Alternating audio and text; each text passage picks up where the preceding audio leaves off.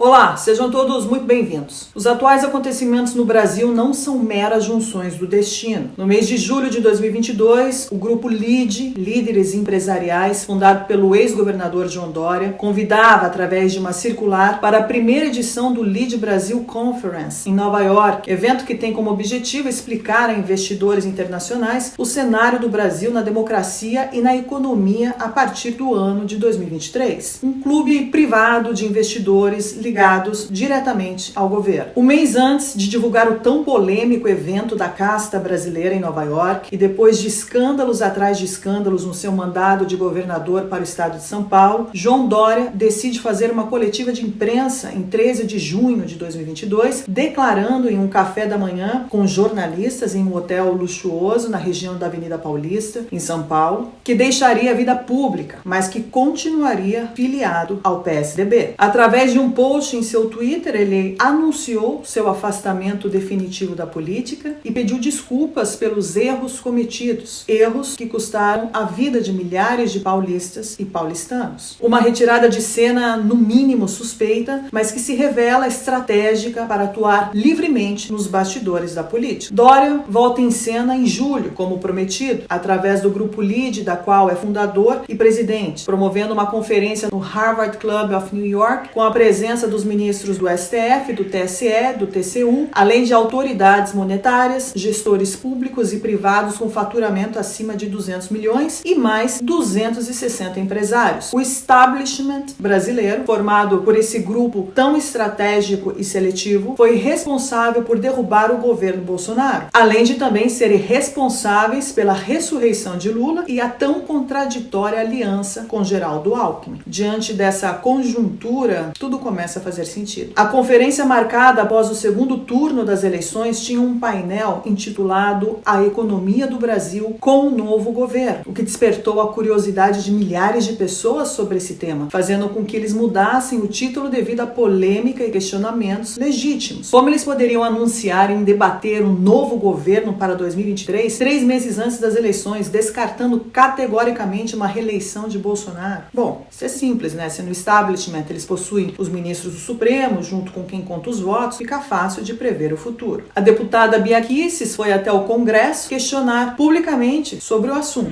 Nós temos aqui uma conferência em que se anuncia, aspas, a economia do Brasil com o novo governo, fecha aspas. Participam dessa conferência o ministro Luiz Fux, o ministro Alexandre de Moraes, a ministra Carmen Lúcia, o ministro Dias Toffoli, o ministro Gilmar Mendes, além do Rodrigo Garcia, além de Henrique Meirelles, Joaquim Levy, Pércio Arida e Rubens Ormeto, com a apresentação de Merval Pereira. Eu estranhei, afinal de contas, já se anuncia em 15 de novembro um novo governo.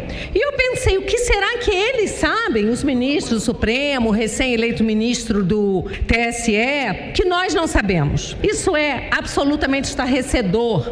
Anuncia-se já, dias 14 e 15 de novembro, a economia do Brasil com um novo governo. Ou seja, estão aqui garantindo que o presidente Bolsonaro não será reeleito.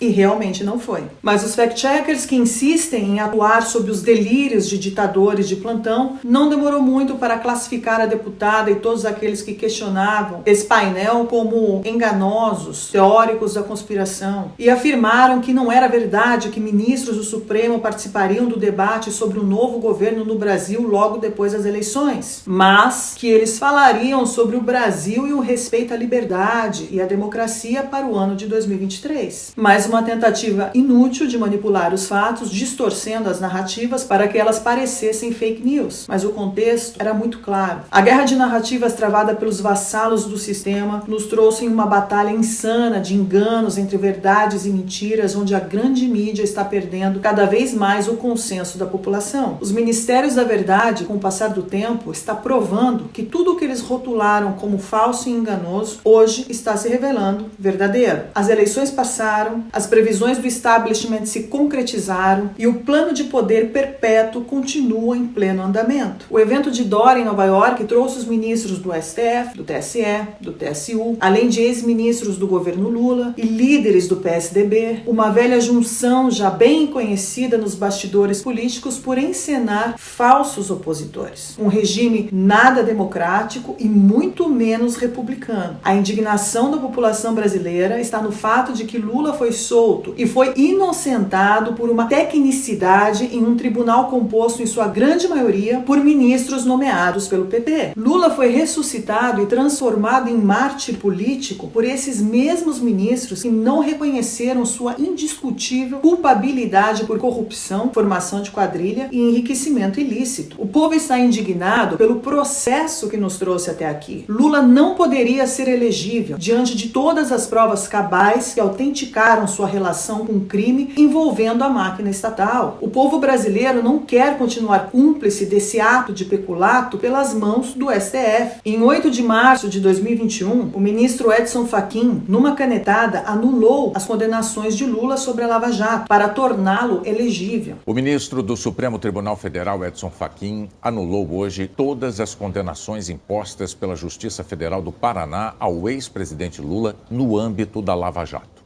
Em consequência disso, Lula recuperou os direitos políticos e se tornou elegível.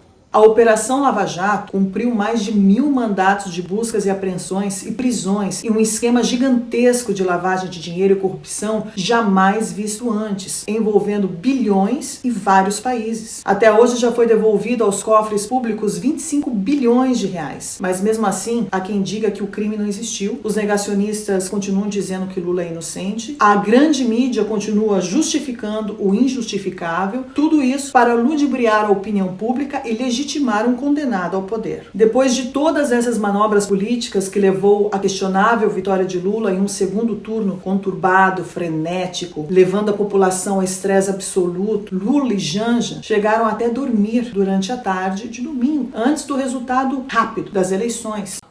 E como é que foi o momento da apuração, assim, quando vocês viram que sim, ele tinha sido eleito? A gente estava em casa, no primeiro turno a gente foi para um hotel e acompanhou a apuração do hotel com muitos amigos, muitos políticos.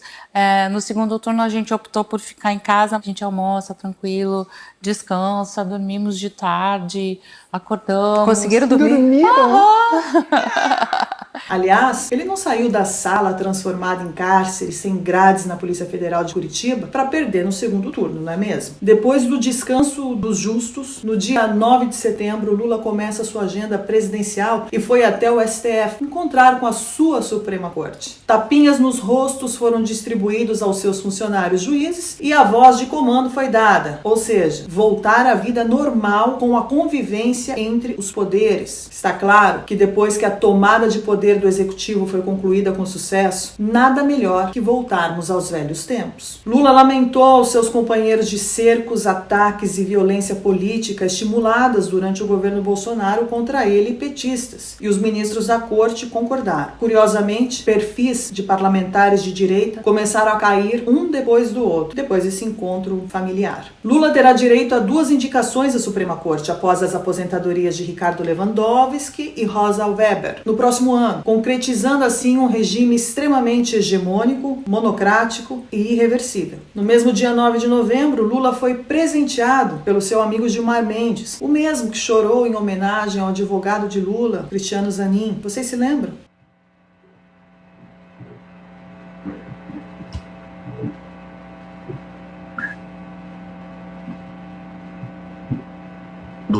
Doutor Zanin, uma justa homenagem. O mesmo Gilmar, que hoje desfila com Zanin pelas ruas de Nova York, desbloqueou valores de um plano de previdência privada de Marisa Letícia. O pedido foi apresentado à corte pela defesa do presidente eleito e foi imediatamente aceito. O valor do dinheiro não foi revelado, mas uma coisa é certa. Depois da morte de Marisa Letícia, descobrimos que ela era a milionária da família. O ministro Barroso, no painel do LIDE, fez questão de desmentir os boatos de que participou de uma orgia em Cuba. Eu queria aproveitar a matéria de narrativas falsas para dizer que eu não sou chantageado pelo ex-ministro José Dirceu por uma orgia que nós participamos em Cuba. Não é verdade. Eu nunca fui a Cuba. Eu não sou dado a orgias. E não tenho nenhum contato com o ministro Zé Dirceu. Mas a orgia institucional que estamos vivendo, para ele, não tem nenhuma importância. Jantar em Nova York com o advogado do Lula, sempre ele, Cristiano Zanin, não é nada republicano para um juiz do Supremo. Em um país de primeiro mundo, isso é algo impensável. Esses encontros tete a tete de ministros do Supremo com o advogado de um condenado hoje no poder é o maior ato antidemocrático que possa existir em uma república séria e é a clara demonstração factual da suruba institucional que estamos vivendo. Os ministros do STF foram longe demais. O preço que estamos pagando por deixar esse grupo de pessoas que articulam livremente, de forma organizada, contra os interesses da nação e de seu povo de forma debochada, tirânica e ditatorial, sobretudo acompanhado de um governo ilegítimo, é muito alto. Essa convulsão social é fruto da tirania imposta por esses ministros que deveriam ser apenas guardiões da Constituição, mas que se revelaram ativistas, entrelaçados em alianças partidárias, usando a instituição como escritório privado, cancelando processos de seus parceiros e imputando crimes em seus opositores com provas refutáveis, mas sem nenhum direito ao contraditório, condenando pessoas sem nenhum processo legal. A mesma mídia que publica artigos tendenciosos querendo encontrar culpados, apontando o dedo para a população golpista e criminosa, ignora o fato que foram eles que ajudaram a fomentar essa atmosfera caótica, desonesta e oportunista, com requintes de crueldade e perversidade. William Bonner que o diga. Esse ataque constante de jornalistas e meios de comunicação tendenciosos com viés ideológico ao povo que se manifesta só faz aumentar ainda mais a ira, a indignação e o senso de injustiça perante a todos os fatos apresentados. Está claro que esse movimento está condenado a crescer cada vez mais, diante do deboche, da indiferença e da impunidade de ministros de uma Corte Suprema desprezível e infame que vai até Nova York, disfarçados de democracia, para mostrar ao mundo que o crime compensa. Eu vou deixar o código-fonte ser exposto. O Brasil precisa dessa resposta, ministro. Todo respeito. Por favor, Barroso, responde pra gente. Perdeu, mané, numa mola. Eles só não contavam com o povo. O crime compensa no Brasil? Não sei. Não.